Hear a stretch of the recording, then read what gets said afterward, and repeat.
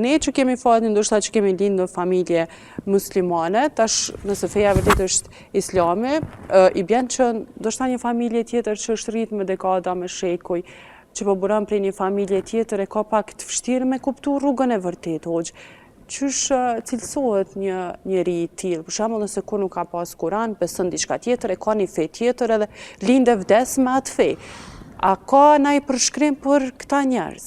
Kjo temë është begje diskutabile në filozofi islame. Sepse shtrohet pyetja pas zbritjes së Kuranit dhe dërgimit të pejgamberit Muhammed. A kanë arsye njerëz mos me njohë të vërtetën? Është një temë me këtë titull. E vërtet. E veçantë. Domthon temë që diskutohet brenda Kuranit. Sepse Zoti i Madhërisht thotë në Kuran pas zbritjes së Kuranit dhe dërgimit të pejgamberit, njerëz nuk kanë me pas arsye pse s'e kanë njohur të vërtetën. Sepse ky Kuran fol për të vërtetën prej Ademit deri te ditën e fundit të kësaj bote. Flet për këtë pejgamber në mënyrën që kanë jetuar ata, në mënyrën më të drejtë e mundshme. Parimet e besimit të saktë që kanë pas, jo deviacionet. Dhe pastaj her pas here Kurani thot pse e ndryshuat të vërtetën. Pse rrshitet në analet gabuara të jetës. Dhe e përshkruajt Zotin ndryshe për asaj që është. I mbeshët profetëve ndryshe. E kështu me radhë. Do me thonë, kjo temë diskutohet dhe tash shtrohet pyetja në kohën tonë bashkëkohore. Njerëzit a kanë të drejtë mos ta dinë të vërtetën. Dhe unë i takoj mendimi se nuk kanë të drejtë. Po, po nëse marrim një shembull, më falni se ju referohem juve për shembull, edhe vjen dikush thotë i besimit tjetër, nuk po e caktoj besimin, thotë kjo është libri i vërtet, i duhesh me mësu të vërtetën. Tash ju si hoxh, edhe krejt historinë familjare, ndoshta e keni prej fillimit besimit islam, ju nuk e merrni shumë seriozisht këto. Tash qysh me ju marrë seriozisht dikush që ndoshta ka lind, është rrit, po vdes, me fe tjetër, edhe nuk dhe, ndoshta ka një për Kuranin, po nuk e merr atë mundin me lexuar dhe me këshur se cila është e vërteta edhe cila është feja e vërtet. Tash me këtë grup njerëzish, po i bjen që mas shpalljes së Kuranit të deri tash në fund, këta nuk konsiderohen i bjen sikur njerëz të mirë ose nderuar, ka dallim të cilësohet njeri i keq dhe ka dallim të cilësohet njeri i cili ka gabuar deri në besimit. Okej. Janë dy gjëna që ti ndajmë. Se çështo marrin shumë shembull. Jo, s'është kështu. Nuk fare nuk është kështu. Do me thonë, ne nuk mund të themi se ai i cili ka besim të gabuar njeri i keq. Okej, mirë. Ai mund me ka njeri shumë i mirë. Se për shembull thonë që këta muslimanë mendojnë që veç nëse je i besimit islam je i mirë. Jo, gabim është kjo. Edhe muslimanë nuk mendojnë kështu. Por kjo është një etiketë që ne kanë vesh tjerë neve. Po, është mirë me të sqaru. Është mirë me të sqaru, sepse ne nuk pretendojmë që ai i cili s'ka besuar është i keq. Fare, sepse s'kemi asnjë argument Kur'an as në hadith me të cilësuar njerin këtë mënyrë.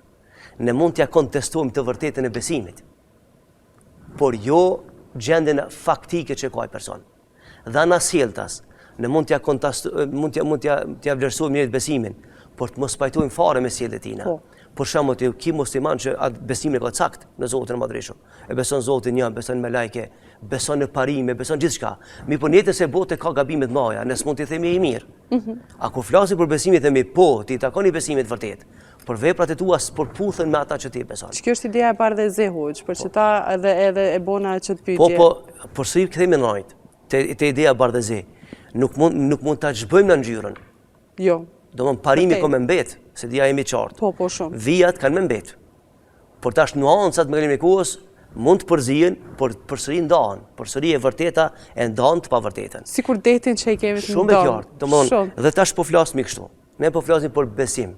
A kanë të drejtë krishterët më na çu neve muslimanëve se keni besimin e drejtë? Plot tekste në Bibël ka që na thon se kush nuk beson në Bibël nuk e ka besimin e drejtë. Po dhe Islami thotë kështu. Po, është e drejtë e ty, ne kanë thonë ata para neve, shembull. Dhe ne themi të njëjtën.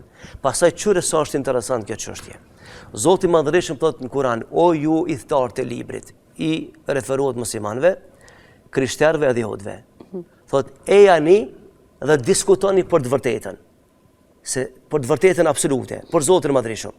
Dhe e gjeni këtë konflikt, që gjeni këtë urë komunikime që s'u gjeni deri më sot. Çysh e gjejmë na?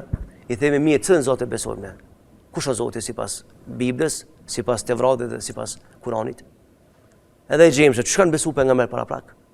Dhe cila është e vërteta e Kuranit. Pra që t'jemi të qartë, njeriu në këtë botë mund me qenë shumë i mirë. Po nëse ka gabuar adresën e besimit, kurkush si ka faj, sepse ka pas mundësi që ai ta gjejë të vërtetën. Ne nuk pja kontestojmë sjelljet, as nuk kemi të drejtë edhe t'ja imponojmë besimin, po kur debatojmë na duhet mi tregu për shembull se ku beson ti. Në shembull thjesht pa dashmin në çmu. Vjen njëri thotë që ky është libër i shenjtë. Dhe thotë ky libër i shenjtë na urdhëron neve të besojmë lopën për sot. India. Për shembull India, budisti për shembull, ose ai tjetri. Budisti duket nuk beson Zot. Ai beson në Budën. Buda ka qenë njeri. Domethënë ka qenë njeri si ka praktika tjera. Ka qenë njeri. Domethënë ka qenë njeri si këtë njerëz tjerë, një filozof, njeri person. Po them kthejmë te hindus për shembull, të cilët e besojnë lopën. Dhe thotë, "Ky është libri i shenjtë." Autori i librit një person fizik, njeri. Dhe thotë për shembull, "Kjo është e vërteta." A kemi të drejtë ne me thënë, shembull, ai mund me qenë shumë njeri mirë. Bamirës, i sjellshëm, i edukuar. Dhe çka i themi ne? Nuk e kontestojmë gjendën aktuale tonën. Je i sjellshëm, komunikues i mirë, nuk je zullumçar e kështu me radhë. Po kur diskutojmë për këtë pjesën tjetër të vërtetës së besimit, ne kemi një arsenal të madh argumentesh me thënë se ky nuk është besim i vërtetë. Dhe kjo nuk është e drejtë. Dhe nuk mund të qenë e vërtetë kjo. Sepse pastaj argumentojmë. Pra nuk abuzojmë me gjendën e tij aktuale, por thjesht diskutojmë për çështjen e besimit. Kurse kur jemi tek librat e shenjtë Hoxh, realisht nëse e marrim Kuranin e lexojmë e shohim që i përshtatet çdo lloj periudhe kohore. Në anën tjetër kemi ndoshta padasht me bokë si krahasime, po i kemi edhe papën që ndryshon ligje, norma fetare pavarësisht kohës. E fundit ka qenë LGBT-ja që e ka lejuar një gjë të tillë. Tash pikërisht kjo është argument. Tash qysh që shumë thjesht, po ta shpjegoj në gjuhën fetare. Po. Në Islam, autoriteti kryesor është Kurani dhe është pejgamberi. Është fillimi deri në fund. Nuk ndryshon asnjëherë të vetme. Nuk ka asnjë individ, asnjë shoqëri islame, asnjë pushtet islam që ka mundësi me ndërhyrë në librin e shenjtë. Pik. Sepse autoriteti kryesor është fjala e Zotit padrejshëm. Dhe ne udhëhiqemi në fjalën e Zotit padrejshëm. Për dallim pe krishterëve, të cilët librin e shenjtë morën autoritet mbi te, dhe jo vetëm në fund, jo vetëm tash në pandemi, po nëse referohemi kronologjisë, pe vitit 315 tek nena, qindra e mija versete, tekste janë eliminuar prej. Për këtë arsye ne kemi të drejtë musliman mi thonë pse keni ndryshuar të vërtetën. Po madje diskutohet që nuk është as Bibla aktuale, origjinale, nuk më ta kanë. Po është debat diskutabel. Neve nuk kemi këtu në emision për diskutu për dallimit ku i kemi. Por ne si musliman, për fenë e vërtetë jemi të diskutuar. Shumë qartë. Ne si musliman besojmë se ka ekzistuar një profet me emrin Isa, që thonë Jezus, dhe ka ekzistuar një libër i shenjtë me emrin Bibël, bilëm Kuranit dhe Injil. Po ashtu, bazuar në Kuran, besojmë se ky profet me emrin Isa dhe kjo Bibël apo Injil ju kanë nënshtruar devijimet për shkak të pavësisë së njerëzve që i kanë besuar atij.